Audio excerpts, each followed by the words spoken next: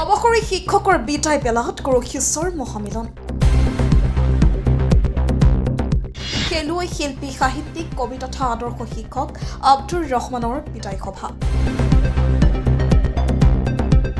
বৰ্তমান প্ৰাক্তন সহকৰ্মী ছাত্ৰ ছাত্ৰীৰ উপস্থিতিত ব্যতিক্ৰমী ধৰণে অনুষ্ঠিত বিদায় সভা। বিদায় সভাতে উন্মোচন কৰা হয় তেখেতৰ স্বৰচিত কবিতা পুথি অনিত্য অভিলিপ্সা। সকলো চাকৰি জীৱিৰে কৰ্মজীৱনৰ অন্ত পৰে ই এক চিৰন্তন সত্য। নিৰ্দিষ্ট বয়সত অৱসৰ ল'বলগীয়া হয় চাকৰিৰ পৰা। পিছে দৈপামত দেখা গ'ল বিদায় সভাৰ ব্যতিক্ৰমী দৃশ্য।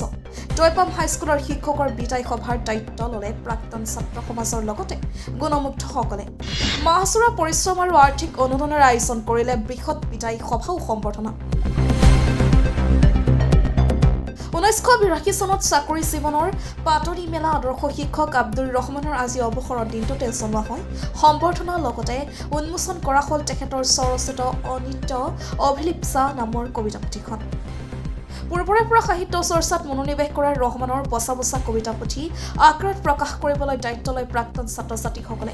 প্ৰকাশন সমিতিৰ সভাপতি আব্দুল আৱাল, সম্পাদক শ্বেইখ ফাৰুক আব্দুল্লাহৰ লগতে জিয়াউৰ ৰহমান, ছাইফুল ইছলাম, বজলুৰ ৰহমান আৰু হাইদৰ আলীৰ সহযোগত কবিতা পুথিখন প্ৰকাশিত হয়।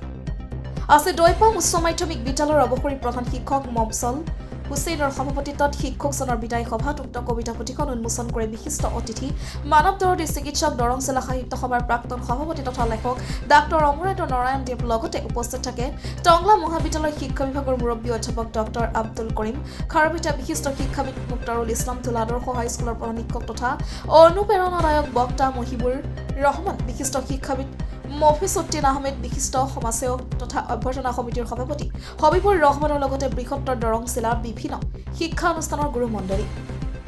ছাত্ৰ ছাত্ৰীয়ে এনে মৰম চেনেহ পাই আপ্লুত হৈ বিদায় শিক্ষকজনে সমাজৰ বাবে আৰু বহুত কৰণীয় আছে বুলি মন্তব্য কৰাৰ লগতে অনাগত দিনত সাহিত্য ও লেখা মেলাৰ সৈতে নিজকে নিমজ্জিত কৰিব বুলি প্ৰকাশ কৰে। বিদ্যালয় বৰ্তমান প্ৰধান শিক্ষক ইব্ৰাহিম আলীয়ে ভাষণ প্ৰসংগত তেখেতে বৃহৎ দৈপাম অঞ্চলৰ প্ৰতি বিদায় শিক্ষকগৰাকী আগবঢ়োৱা অৰিহণাৰ কথা বাৰুকৈ আলোকপাত কৰাৰ লগতে এগৰাকী আদৰ্শ কৰ্তব্যপৰায়ণ নিষ্ঠাবান নিৰ্ভীক সহকৰ্মী বিদায় বেলাত আৱেগিক হৈ পৰে। বিদায় শিক্ষাবিদগৰাকীৰ এই অৱসৰে অঞ্চলটোৰ শৈক্ষিক দিশত অতুলনীয় অভাৱ বিৰাজ কৰিব বুলি মন্তব্য কৰে সহকৰ্মী তথা অভ্যৰ্থনা সমিতিৰ সম্পাদক জিয়াউৰ ৰহমানে। শিক্ষকগৰাকীৰ বিদায় বেলাত বিদ্যালয় শিক্ষক কৰ্মচাৰীৰ মাজত এক শোকৰ ছাঁ বিৰাজ কৰে। মই এই শুভেচ্ছাটোত মই অধিক আনন্দিত হৈছোঁ আৰু মই অভিভূত হৈছোঁ যে মোৰ ছাত্ৰসকলে মোক ভাল পায়, মৰম কৰে। এজন শিক্ষক হিচাপে এইখিনি পাই মই সঁচাকৈ আনন্দিত। মোৰ সুদীৰ্ঘ 27 বছৰীয়া কাৰ্যকালটোত মই লগ পোৱা প্ৰাক্তন ছাত্ৰমণ্ডলীক পৰা আৰম্ভ কৰি আজিলৈকে সকলো ছাত্ৰ ছাত্ৰীক মই নিজৰ ভাই নহ'লে সন্তান এনেকৈ মৰম কৰি আহিছোঁ। নিজৰ বুলি ভাবি মই সিহঁতক যি মৰম দিছোঁ সিহঁতে কেতিয়াও পাহৰিব পৰা নাই, যাৰ বাবে আজি তেওঁলোকে আপ্লুত হৈ মোক এনেকৈ হিয়া বিদাৰি বিদায় সম্ভাষণ জনাইছে। কবিতাবোৰ, সাহিত্য এইবোৰ হৈছে মোৰ ছাত্ৰ জীৱনৰ পৰা মই খুব ইয়াৰ প্ৰতি মোৰ এটা আকৰ্ষণ আছিল আৰু বিভিন্ন ৰকমৰ সাহিত্য প্ৰতিযোগিতাত অংশগ্ৰহণ কৰিছোঁ, নিজে অংশ লৈছোঁ। কবিতা হিচাপে, পুথি হিচাপে এনেকৈ বহুত কবিতাই লিখিছোঁ। মই ছপা কৰিম বুলি ভবা নাছিলোঁ, কিন্তু মোৰ এই প্ৰিয় ছাত্ৰমণ্ডলীয়ে তেওঁলোকে আগবাঢ়ি আহি মোৰ এই কবিতা পুথিকেইটা পৰা কবিতা বাছি তেওঁলোকে কবিতাটো পুথি হিচাপে অনিত্য অভিলিপ্সা নাম দি প্ৰকাশ কৰিছে। মই তেওঁলোকলৈ মোৰ হিয়া ভৰা অনুৰোধ জনাইছোঁ। কবিতাত কিন্তু বহুতো কম সময়ৰ ভিতৰতে ছপা কৰাৰ কাৰণে হয়তো কিছু ভুল ত্ৰুটি থাকি যাব পাৰে। এইটো পাঠকবৃন্দই এইটো আদৰি ল'লে মই ধন্য। এই বস্তুটো হৈছে যে মানুহে জীয়াই থাকিবলৈ মানুহৰ কিছু প্ৰেৰণা লাগে আৰু অভিলিপ্সা নোহোৱাকৈ, আকাংক্ষা নোহোৱাকৈ মানুহে আগবাঢ়ি যাবলৈ উজুতি খাব লাগিব। এতিয়া নিৰ্দিষ্ট এটা আশা আকাংক্ষা থাকিব লাগিব। আমি যিহেতু মধ্যবিত্ত পৰিয়ালৰ মানুহ, গতিকে আমি অলপ আশা, আমাৰ কিছু কৰ্ম, আমাৰ কিছু নিজস্ব কিছু চিন্তা ভাৱনা এইবোৰ আমি প্ৰকাশ কৰাৰ কাৰণে এটা ৰাস্তা লাগে আৰু সেইটো সাহিত্যই আমাক সেই বাটটো দেখুৱাইছে। আৰু সেইবাবে মই ভাবোঁ কবিতাৰে কিছু কথা মই প্ৰকাশ কৰিছোঁ, কিন্তু এইটো যে জীৱনৰ শেষ উদ্দেশ্য এইটো নহয়, আৰু ভাল উদ্দেশ্য আছে। আমি তাতো আগবাঢ়ি যাম। মোক বাৰে বাৰে প্ৰশ্ন কৰে। আচলতে আজিও মই বক্তব্যত কৈছোঁ যে তোমালোকে ভাবিছে নেকি যে মই হেৰাই গ'লোঁ, অৱসৰ লৈ মই একেবাৰে নিঃশেষ হৈ গ'লোঁ? নাই, মই নতুন জীৱন প্ৰেৰণা পাম, কাম কৰিম। আৰু সেইটো হৈছে যে অৱসৰত মই কি কৰিম মানে কিছু কৰিবই লাগিব। সমাজখন আছে, মই আছোঁ, মই সমাজৰ এটা অংগ। এই সমাজখন বহুত বিচলিত এটা সমাজ, বহুত বদনামৰ গঠিত এটা সমাজ। তাক আমি নতুন এটা ৰাস্তা দেখুৱাব লাগিব। নতুন প্ৰজন্মৰ আগত আমি নতুন নতুন ছবি আঁকি দেখুৱাব লাগিব। আৰু তাৰ বাবে আমি অৱসৰী শিক্ষকসকলে এটা প্ৰেৰণা উৎস হৈ তেওঁলোকৰ আগত থিয় হ'ব লাগিব। আৰু মোৰ জীৱনটো তেনেকুৱা হ'ব বুলি মই আশা ৰাখোঁ। মোৰ যিহেতুকে মোৰ পৰিয়ালৰ চিন্তাও আছে, তাৰ লগতে মোৰ ব্যক্তিগতভাৱে মই সমাজৰ লগত জড়িত থাকিবলৈ আশা ৰাখিছোঁ। লিখনিৰ মাজেৰে কিছু কথা কৈছোঁ যে এইটো মোৰ প্ৰথম প্ৰকাশ। মোৰ কবিতা বহুতখিনি আছে, সেইটো তেওঁলোকে আগবঢ়োৱা নাই। আৰু মই আশা ৰাখোঁ যে অতি সোনকালেই মোৰ আৰু এটা কবিতা পুথি প্ৰকাশ পাই আহিব। তেওঁলোকে আশা কৰিছে এই গোষ্ঠীৰ হাততো দিব পাৰোঁ, দিম, আৰু অন্যান্য গোষ্ঠী হয়তো আগবাঢ়ি আহিলে মই দিব পাৰিম।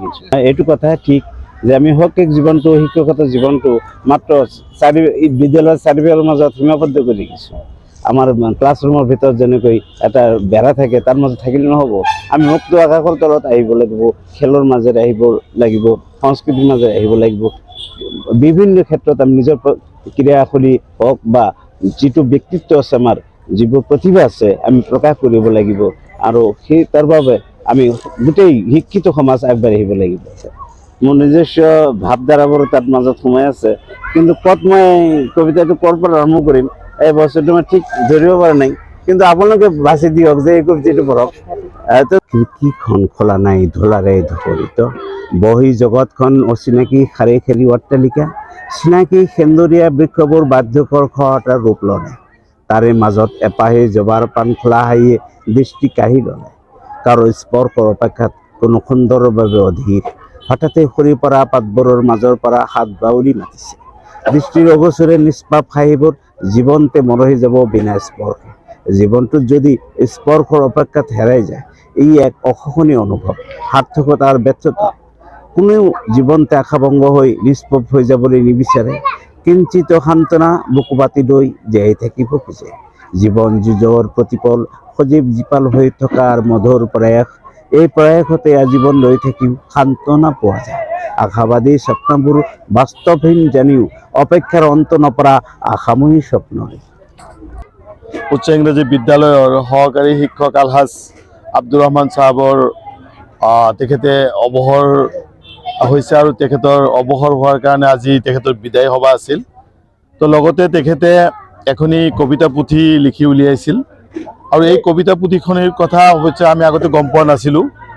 আমাৰ দৈপাম উচ্চ ইংৰাজী বিদ্যালয়ৰ সহকাৰী শিক্ষক জিয়াউৰ ৰহমান তেখেতৰ লগত যথেষ্ট আলোচনাত মিলিত হৈছিল, আৰু সেই কবিতাবিলাক তেখেতে এদিনত লিখা নাই, বহুত দিনত লিখিছিল লাহে লাহে।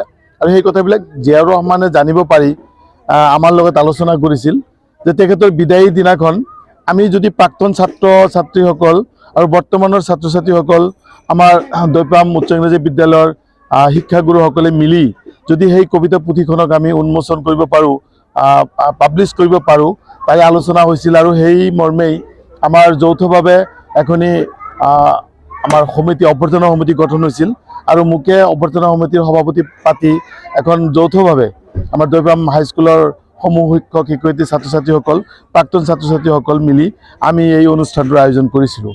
সঁচাকৈ আজি বৰ আমি আনন্দিত হৈছোঁ। আমাৰ মংগলদৈৰ শ্ৰীযুত ডক্টৰ দেৱ ছাৰ এই কবিতা পুথিখনৰ উন্মোচন কৰি থৈ গৈছে। তেখেত ইয়াত আহিছিল, তেখেতৰ যথেষ্ট মূল্যৱান বক্তব্য আমি শুনিবলৈ পাইছোঁ। তাৰ লগতে আমাৰ আব্দুৰ ৰহমান ছাৰৰ বন্ধু টংলা কলেজৰ প্ৰফেচৰ ডক্টৰ আব্দুল কৰিম চাহাব তেখেত আহিছিল। আমাৰ খাৰুপেটীয়াৰ অৱসৰপ্ৰাপ্ত ভাইচ প্ৰিন্সিপাল মুক্তাউল ইছলাম চাহাব, এনেকৈ আমাৰ বহুত কেইজন গুণী জ্ঞানী ব্যক্তিসকল ইয়াত আছিল, আৰু বহুত অৱসৰ ব্যক্তিসকল ইয়াত আহিছিল। আমাৰ ধুলাৰ মহিবুৰ ছাৰ তেখেত আহিছিল।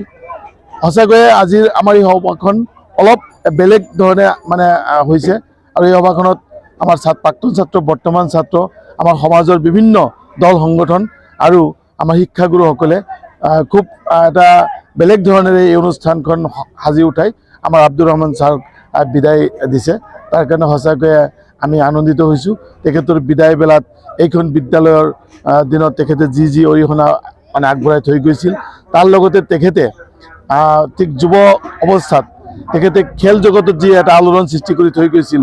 তেখেতে ফুটবলৰ এজন ভাল কিপাৰ আছিল, গ'লকিপাৰ আছিল, তেখেতে ৰেফাৰী হিচাপে যথেষ্ট ভাল আছিল।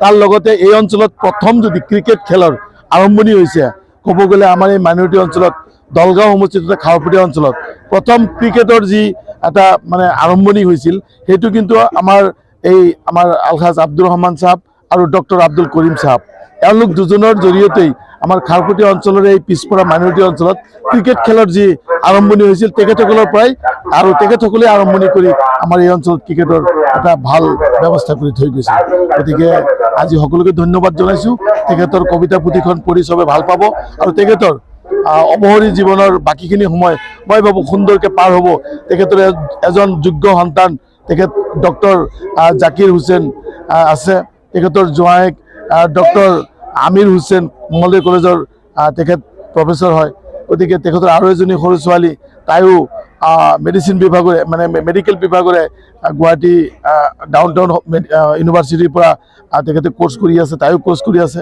গতিকে তেখেতৰ এটা সুন্দৰ পৰিয়াল ভাল শিক্ষিত উচ্চ শিক্ষিত পৰিয়াল মই ভাবোঁ তেখেতৰ বাকী জীৱন লিখা লিখি পঢ়া শুনাত ব্যস্ত থাকিব সমাজৰ ভাল ভাল কাম কৰিব পাৰিব আৰু সমাজৰ কাৰণে ই এটা বৰ খুব মানে তেনেকুৱা আমাৰ কাৰণে এটা খুব ভাল মানে তেওঁৰ পৰা আমি আশা কৰিম তেওঁ আমাক ভাল এটা সমাজৰ কাৰণে তেনেকুৱা অতুলনীয় কিছু দিব পাৰিব তেখেতৰ লিখাৰ মাজেৰে ধন্যবাদ